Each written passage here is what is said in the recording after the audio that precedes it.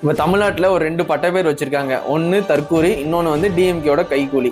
இது என்ன கான்செப்ட்னா, ஒரு 2 மாதத்துக்கு முன்னாடி வந்து நான் வந்து மொபைல் அன்பாக்சிங் வீடியோலாம் போடுவேன். அதில் வந்து ஒருத்தன் வந்து தற்கூரி மொபைல்ஸ்ன்னு போட்டிருந்தான்.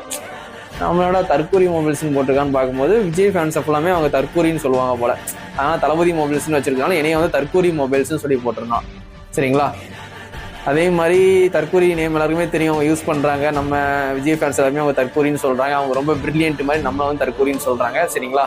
அதுக்கப்புறம் வந்து நான் வந்து வீடியோவில் வந்து விஜய்னா வந்து வீட்டுக்குள்ளே இருக்காங்க, வெளியே வர மாட்டேங்காங்க, கூட இருக்கவங்களும் வந்து சரியாக வந்து ப்ராப்பராக எதுவுமே பண்ண மாட்டேங்காங்க அப்படின்னு நான் ஏதாவது சொல்லி போட்டால் என்னைய வந்து டிஎம்கேயோட கைக்கூலின்னு சொல்லுவாங்க. சரிங்களா? அதனால் தற்கூரி பேரும் வாங்கியாச்சு, டிஎம்கேயோட கைக்கூலின்னு பேர் கூட நான் வாங்கிட்டேன். இந்த 2 பேரும் வச்சு என்னை திட்டிருக்காங்க என்னைய. சரிங்களா? அதனால வந்து இப்போ கரண்ட்ல போயிட்டு இருக்குது வந்து இந்த தற்கூரி. இப்போ தற்கூரியை கூட நிப்பாட்டிட்டாங்க, ஆச்சரியக்குறியாம். அவங்களே வந்து 2026 பிறந்துருச்சு, இனிமேல் வந்து இவ்வளோ வந்து தற்கூரின்னு சொல்லக்கூடாது, ஆச்சரியக்குறி அப்படின்னு சொல்லணுமா. இப்போ வரைக்கும் நீ ஆச்சரியக்குறின்ட்டு சொல்லலை, ஆனால் தற்கூரின்னு நான் திட்டு வாங்கியிருக்கேன். போன வருஷம் வந்து எல்லாருமே தற்கூரி மொபைல்ஸு, தளபதி மொபைல்ஸ்னு வச்சுருக்கேன்னா தற்கூரி மொபைல்ஸு, தற்கூரி அப்படின்ட்டு என்னையும் மட்டும் இல்லை எல்லா விஜய் ஃபேன்ஸையும் அப்படி தான் சொல்கிறாங்க, என்னையும் சொல்லியிருக்காங்க.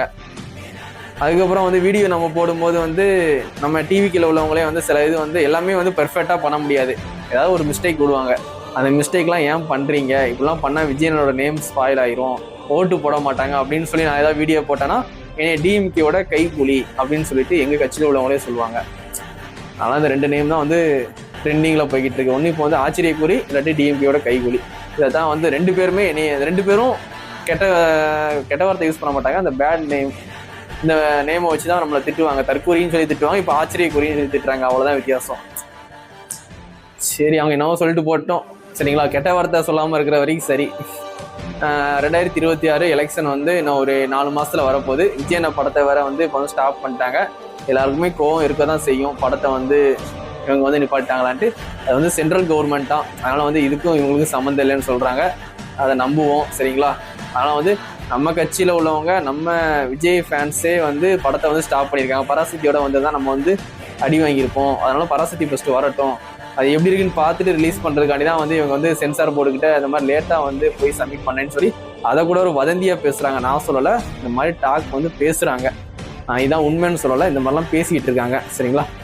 படம் எப்போ ரிலீஸ் ஆனாலும் கண்டிப்பாக கடைசி படம் அண்ணனோட படம். சரிங்களா? தளபதியினோட படம் நல்லா இருந்தாலும் சரி, நல்லா இல்லாமல் போனாலும் சரி, கடைசியாக ஒரு டைம் வந்து அண்ணனை பார்த்துடணும் ஸ்க்ரீனில், புது படம். அதுக்கப்புறம் ரீ ரிலீஸ் படம் நிறைய வரும், புது படம் கண்டிப்பாக பார்ப்போம்.